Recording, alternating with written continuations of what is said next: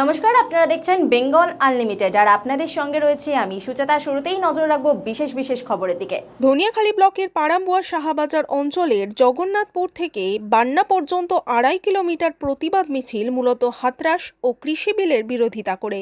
কিষাণ খেত মজদুর তৃণমূল কংগ্রেস হুগলি জেলা সভাপতি রামেন্দ্র সিংহ রায়ের নেতৃত্বে এই প্রতিবাদ মিছিল।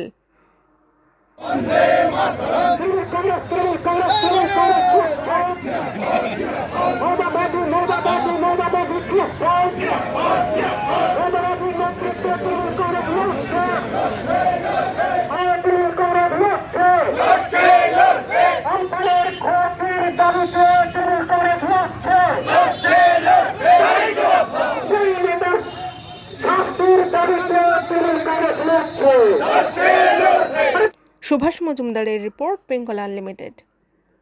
রয়েছে আরও খবর, আর এই খবরের আপডেট পেতে আপনারা সাবস্ক্রাইব করুন এই চ্যানেলটিকে।